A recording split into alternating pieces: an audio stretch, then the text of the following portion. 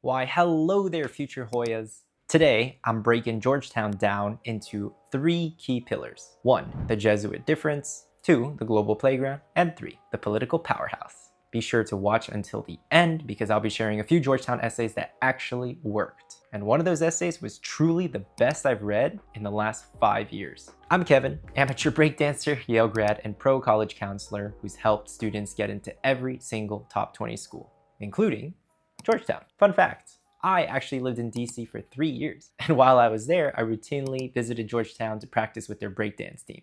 Shout out to Miles, the current president of the club. All right, let's dive in. Starting with part 1, the Jesuit Difference. Did you know that Georgetown is the oldest Catholic and Jesuit university in the United States? Now I know what you might be thinking. Kev, I'm not Catholic. Does that mean I shouldn't apply? No, not at all. The Jesuit educational philosophy centers around a term called cura personalis, or care for the whole person. This means that Georgetown doesn't just want students who excel academically, they also want students who are developing intellectually, spiritually, and above all, ethically. Georgetown wants to see that you're not just focused on serving yourself, but serving others. That means that in your essays, you 1000% have to write about community service. In fact, I recommend writing about service not just in one essay, but maybe 2 or 3. You can even infuse selflessness into your Why Georgetown essay too, rather than simply stating your ambition to run for office or become Secretary General of the United Nations. Explain where your altruistic intentions and motives come from. Talk about the why. Write about how your prior service experiences have inspired you to dedicate your future career to continuing to uplift and serve others. For example, if you're interested in studying business at Georgetown, don't just write, Georgetown's business school will help me become a successful entrepreneur. Instead, try this. When my community garden project transformed an abandoned lot into a source of fresh produce for a local food pantry, I discovered business principles could be vehicles for community transformation. The elderly residents who now volunteer there have taught me that true wealth includes creating spaces where people find purpose. Through Georgetown's Social Innovation and Public Service Fund, I want to continue exploring how business models can address food insecurity while fostering intergenerational community bonds.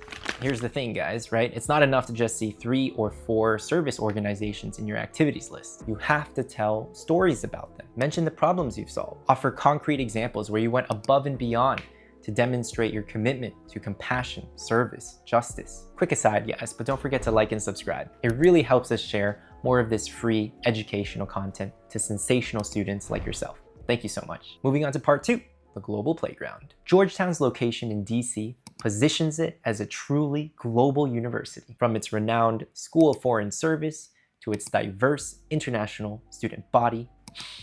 Georgetown breathes global perspective. This means that your application, you guessed it, should also demonstrate global awareness. Maybe you've learned multiple languages, or you've been super involved in Model UN, or you simply harbor a deep curiosity for learning about other cultures. Take a look at this essay from one of our successful applicants who got in last year. In response to the special talents or skills essay, she wrote, I listen. I've met Mr. Thompson at Heathrow, who talked about seeing his granddaughter. After a decade, I sat beside Maria in Cabo, who shared her dream of opening a dance school in Spanish, and a bakery owner in Cambridge, who shared his shop's story over Earl Grey. These encounters remind me why I love traveling, as I can immerse myself in new people.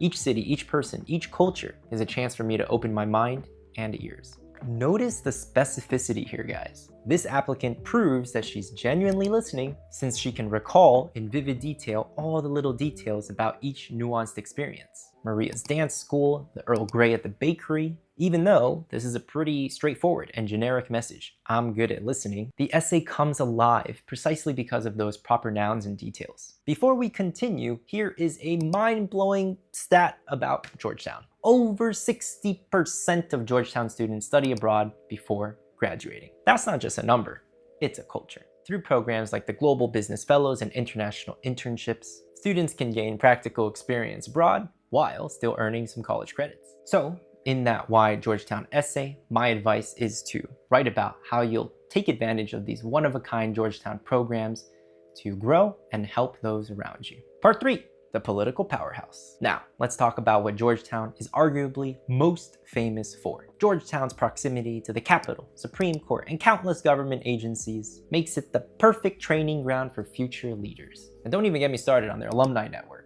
Absolutely legendary. Here's where many applicants get it wrong. They think they need to have interned for a senator or started their own political action committee to get in. Not true. What Georgetown is really looking for is students who can engage thoughtfully with policy issues and can articulate nuanced perspectives. To really get this point across, I'm about to share one of the best personal statements I have ever read. It has everything Georgetown is looking for, from intellectual maturity to transformation to reflection. Here we go. Tucked away in the politics section, at a book go-round, I stumbled upon a pocket constitution. At 13, I was curious about the laws that govern our nation, so I decided to buy it. Quickly, it became my personal pride. I put my new pocket constitution in my school bag, letting it slip out to spark curiosity among my classmates. Along my textbooks, it soon acquired creases from repeated use. In middle school, I'd participate in discussions after class with my history teacher, where I routinely referenced my constitution. When incarceration was brought up, my hands turned to the 13th Amendment. I flipped to the 12th Amendment to teach me about Mike Pence's role in certifying an election.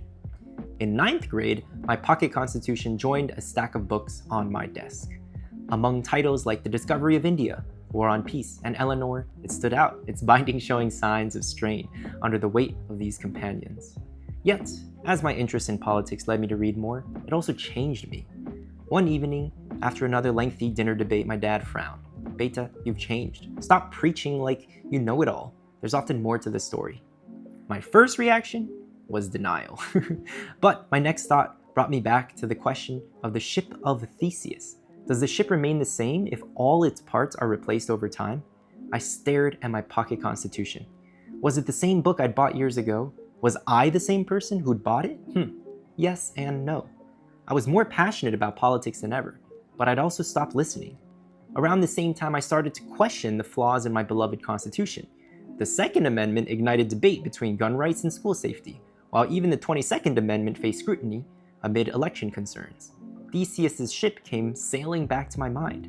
I wondered whether our Constitution's core principles remained intact, or if its evolving interpretations were steering us further from the intentions of our founding fathers. This past May, as I retrieved my pocket constitution from my backpack, the morning before my A-Push exam, its cover fluttered to the floor.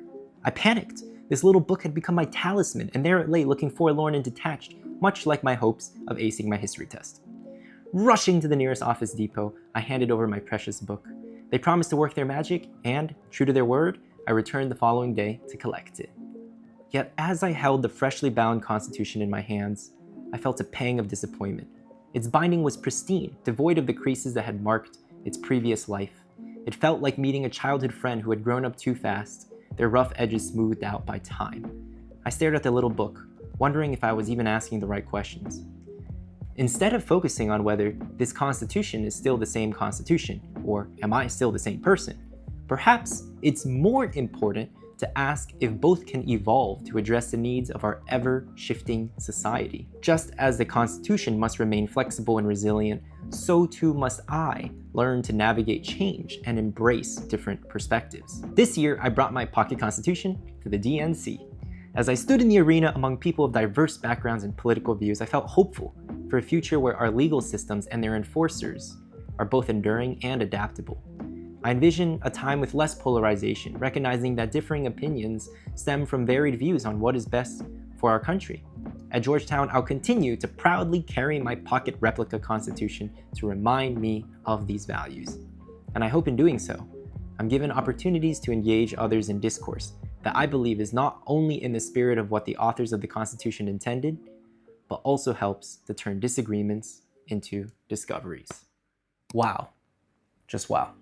Let's talk about why this essay works. Number one, this essay does something magical. It uses a physical object, the pocket Constitution, as a metaphor, a motif to represent the student's own journey of self-discovery and intellectual growth. Georgetown loves this kind of deep reflection that doesn't just show you know how to think, but that you know how to evolve as a thinker. Secondly, notice how this student doesn't talk about politics in a very surface level way. Instead, they're engaging with constitutional principles on a philosophical level, questioning their own understanding and showing intellectual humility. That line where the dad says, "Beta, you've changed. Stop preaching like you know it all," and the student actually takes that criticism to heart, that's gold. Third, the ship of Theseus reference demonstrates the kind of interdisciplinary thinking that Georgetown values. This student connects political science with philosophy, history with modernity.